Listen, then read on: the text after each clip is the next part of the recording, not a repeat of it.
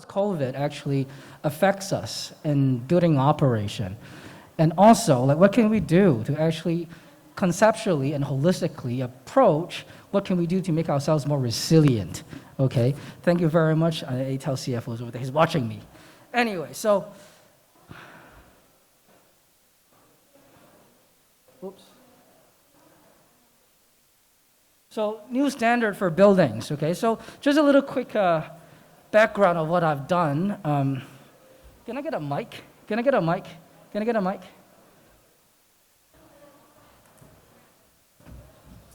Thank you. Hello, thank you. Yeah, so just a little bit of background of what I do. I'm actually a mechanical engineer, and in my last job, I've actually been in the energy business about 13 years, and I've actually executed like something about called energy performance contracts, EPCs, like energy saving sharing model for about 13 years over 10 countries, executed about 400 contracts, and in about 10 years, I saved about 2.5 billion kilowatt hour. So I think I'm very, very honored that I've ever seen a quick change of this industry of, I was trying really hard to sell something, but now the landlord side is actually coming to us working for sustainable solutions. So I was able to list my last startup in Hong Kong Stock Exchange in 2016. Now I understand that to actually move a needle in this sustainable economy, digitization is really, really important. That's why we actually formed something called Negawatt. Negawatt stands for negative wattage, right? So today I'll be talking about how digital solutions can actually drive economy and also digital transformation for buildings. So what has COVID done to us? I'm sure that COVID has made a lot of impact on us. COVID equals to risk, right? If you can see the stats, it's crazy. 30%, 40% economy and market drop. Unemployment rate skyrocketed in the US, 10x over 2 months. So now we have to think about what if another thing that happens and come to us, okay? So here's a little statistics I want to share. So our really good friend, Johnson LaSalle, has done a very recent research about over 300 developers and also investors and occupants, okay? So 80 to 70% actually think that climate risk is associated with financial risk, which I think we all hear about that. Climate risk and financial risk, and how do we mitigate that? So out of those, 66% actually agrees that decarbonization is actually a strategy to actually manage climate risk, okay? However, unfortunately, only 33% of them actually knows what they're doing, okay? But 80% of the occupants think the landlord should do something about it. They're paying $120 per square feet a month. They should be able to supply us some tools to help us to manage this ESG data. Because you know why? 80% of these occupants will actually prioritize sustainable buildings, sustainable offices over their office decision-making process, okay? So it's number 3. First one is rental price. Second one is location. Third one is sustainability index of the building. I'm paying $120 right now. Why should I get your building if it's not green, okay? But the good news is, okay, these clients, these occupants are ready to pay 7 to 10% premium for a sustainable, green buildings, okay? And investors also will only look at buildings that are green right now. So the key part is, this is the wave that I've seen in the last 10 years. Before, as a supply and demand, I think we just heard about that it's always demand first. Now, sustainable buildings are in demand. And how do we drive that? I think the key is digital solutions. 90% of all these interviewers thinks digital solution is the key to make this foundation of sustainable buildings, okay? So why do you drive rents? It demands high quality patents, occupants, and attract investors to drive building value. Does anyone else disagree with me in this audience? Great, I guess that's why we're all here. So what can we do? So just a very high level summary. So just to summarize, commit, strategize, invest, optimize, and collaborate. So I think on the left side, we have about the occupants. What can we do as an occupant? On the right side, as a landlord and an investor, what can we do? So I've highlighted, they're actually quite similar, right? 1 to 10 steps, okay, without any order. But the first thing is you have to know where you're at.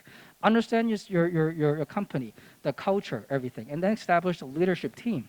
And then you have a few things you can do. For example, manage your carbon footprint, find a digital solutions, get green procurement. You can adopt energy saving technologies either for your office or your buildings, and then optimize your carbon footprint. Okay, and for the landlord, and the landlord and also occupants, they can collaborate. Okay, something called the green lease. The concept of green lease actually came to happen about 10 years ago.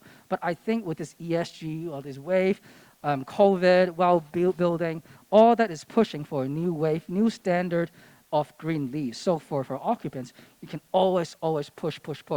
I'm paying $120 per square feet. What am I getting out of it? Okay, and that is actually change how property management. That's how to change landlord would think about.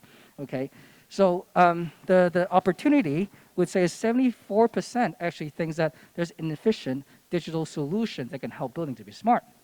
So green lease, step by step, I'm going to touch a point. First step is actually create awareness. Okay, don't be greedy.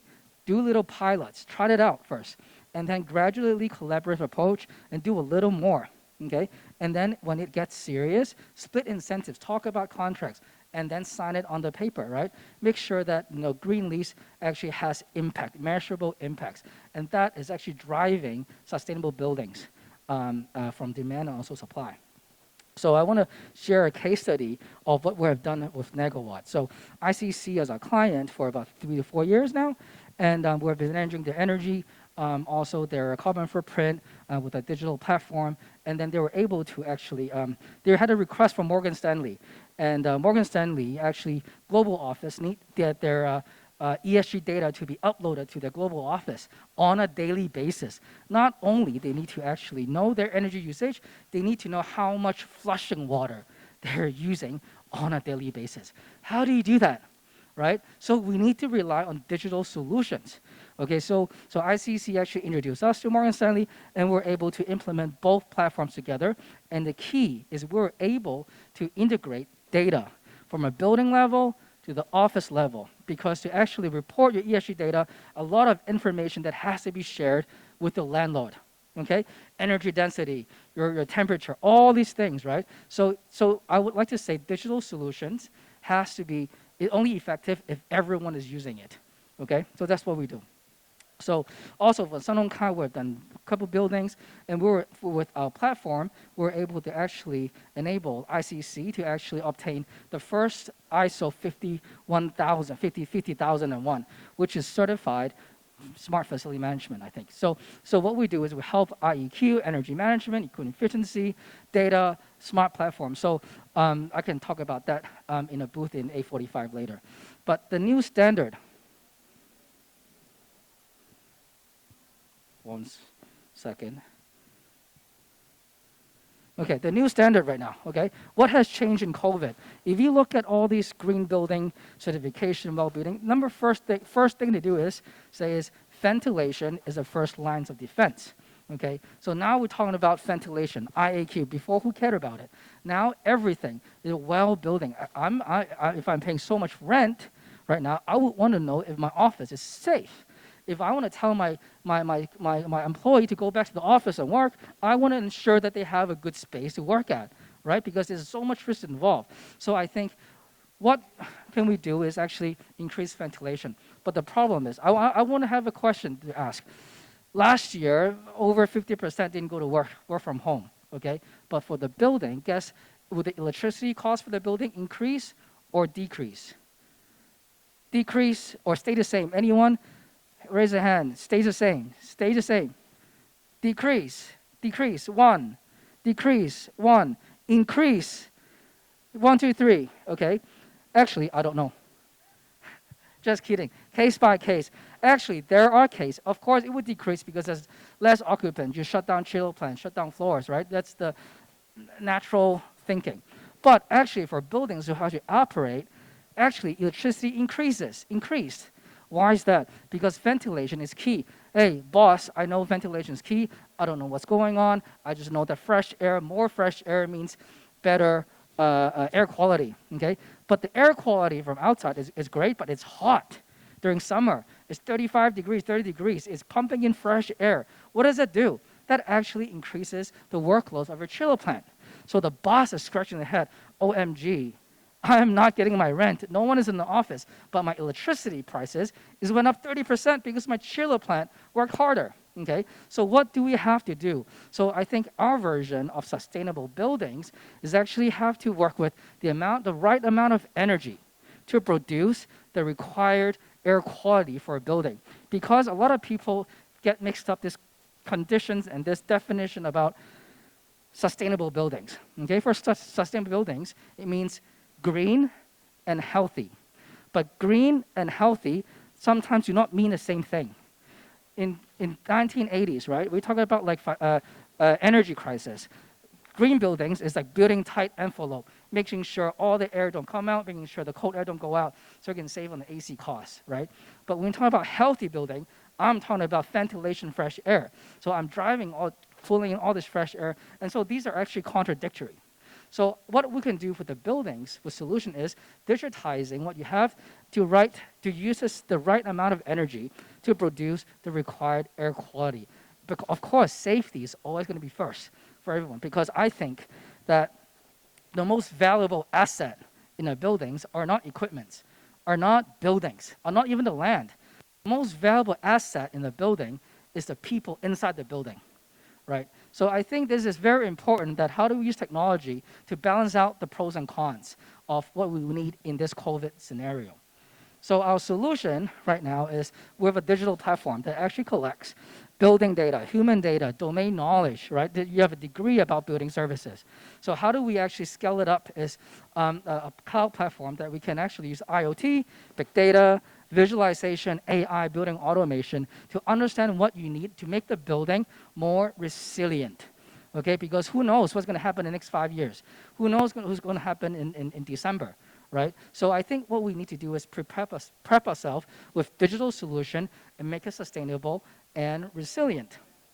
Okay, so our product is modularized because every building has different standards. Every building has its own digital journey, okay?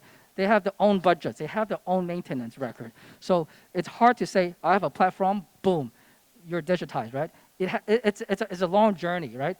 Otherwise, the government won't announce this 2050. You know, we have 30 years to get it done right. But if we don't start now, it's not going to move the needle. Okay, so of course we can integrate any kind of IoT sensors. You can see, because being digital, that means putting the information in front of you, so you can manage things. So just a little. I have a minute left. Okay, so in the past 3 years, we have done actually 120 buildings in Hong Kong and Southeast Asia, covered about 55 million square feet. Yearly, we're managing about 240 million kilowatt hour, and we save about 10%. So these are direct savings we create for the client, right? So we're very glad, very happy that most of these developers are giving us a chance. Some of you guys and our client, and I'm very grateful for us to partner together. Okay, so at the end I have a clip from our client. Why smart building? That's the future. Traditional buildings are not smart itself. They mainly rely on humans, which is one of the hardest things to manage. So as an architect, we can always build new buildings with smart components in it. But transforming old buildings into smart buildings, it has always been very challenging. Negawatt BOS system allows all building information to be centralized on a data-driven platform, which allows infinite amount of analytics to happen, meaning it will form the backbone and foundation of what we'll know as smart building in the future. And with this, they can optimize the building productivity and efficiency. I looked at many different suppliers. Most of them took at least 3 to 6 months to see any results, with heavy investment costs with over 3 years payback. I was surprised that Negawatt only took 3 days to implement the system to California Tower. You know, payback was only a matter of months. Negawatt provides a comprehensive solution which is practical with immediate impact. We've saved over 10% of energy costs. It prolongs equipment lifetime and reduces maintenance costs. It really helps my building to reduce data crunching time and reporting time. They have building information at the tip of their fingers, and that's something that's so important to help them manage and save costs. With AI now coming, one is able to analyze and predict building equipment and performance in detail that traditional property managers or energy consultants cannot do. I'm very, very happy with this local groundbreaking technology. I highly recommend Negawatt.